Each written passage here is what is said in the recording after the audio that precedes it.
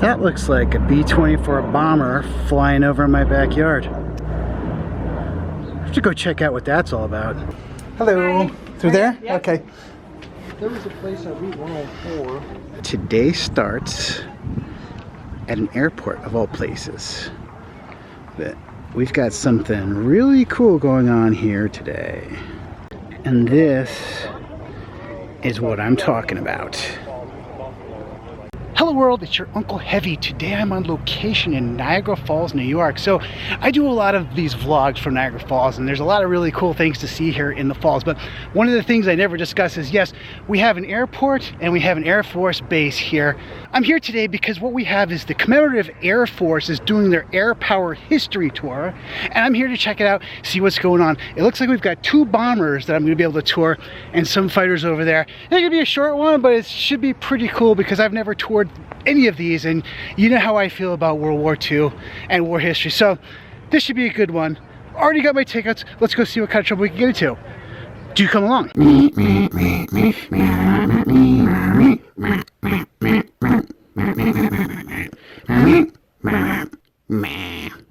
Camcorder! Mine! No way! Now this is a PT-13 trainer. I believe it's made from somewhere in the 1930s. This is what airmen used to train and learn how to fly these. I think he's getting ready to start the engine and take somebody for a ride.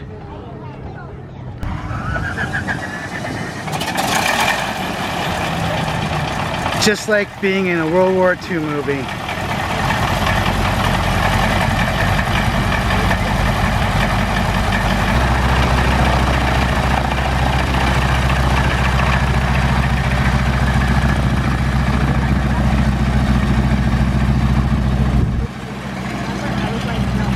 I can smell the exhaust from here. It's like, it's almost like heaven.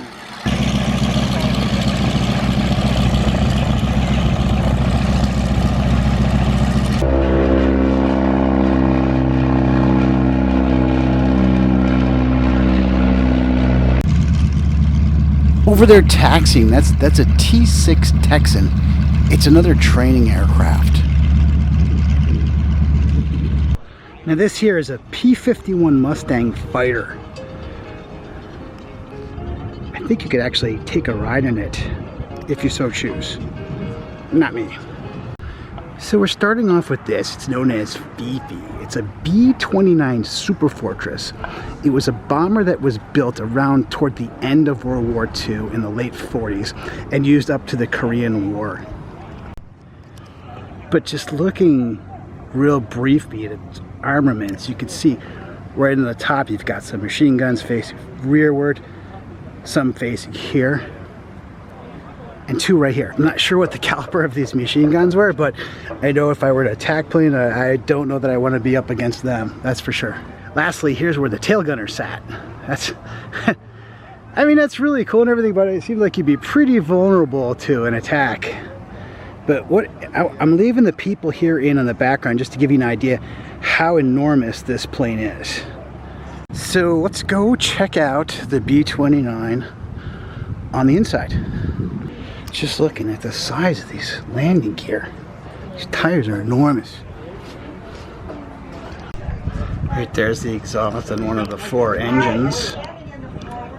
And looking at this, this is all aluminum. It's lightweight, but it doesn't do much for bullets being shot up from the ground or from a Japanese Zero. I'm just looking underneath here. There's another tour going on, but it looks like this is the bomb bay open. We're going to see it from up above.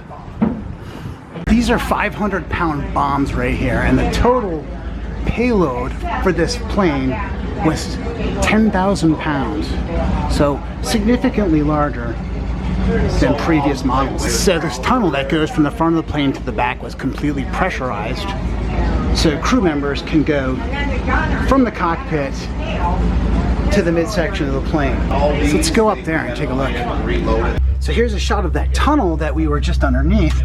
That's pretty narrow. I think somebody my size might have a bit of a problem crawling through there to get to the back. So yeah, what you have here is the radio operator's position here. Raise my head up and The navigator's area. Of course, you've got the pilot's seat and the co-pilot's seat, and this would be the engineer's seat, right? Flight engineer, yeah. Flight engineer. Now, these are all the instruments that the flight engineer had to observe to make sure that the plane was running in tip-top condition. I can't even imagine looking at all that. And the bombardier got to sit right up there up front. So that's actually his seat folded down. So he would sit there and, what was that site there called? The Norton. The Norton site. That's where he would line up his position and drop his bomb. So he had the best view, but I think he was the most vulnerable of the whole crew. This is where the crew would come in and exit the plane. Yeah. So that's Fifi. Now this is a B24 Liberator. It's known as Diamond Lil. It was manufactured in like 1941, so we're looking at right in the middle of it. Look at that. Staring down the barrel of this front gun, we can see where that front gunner sat. I believe it's a 50 caliber. I'm just always awestruck at the size of these planes. And think about World War II and how many of these planes were in service at that time. It's mind-boggling. Absolutely mind-boggling. It's just, I'm darking out again because this stuff is just so cool to me. Very, very cool. Looks like we've got a picture of the original crew for this aircraft right here. All right, let's go up in the B24.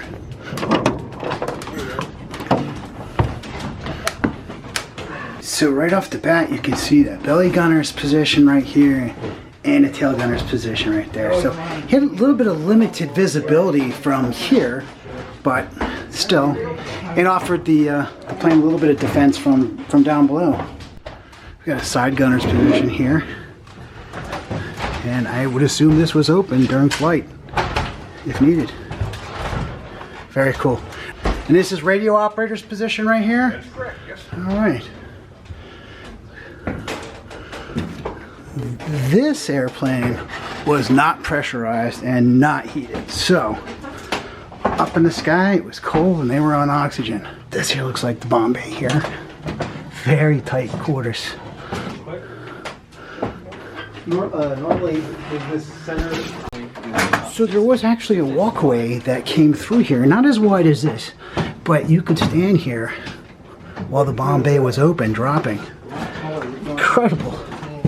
Imagine being 10,000 feet in the air and just looking down and seeing. Incredible.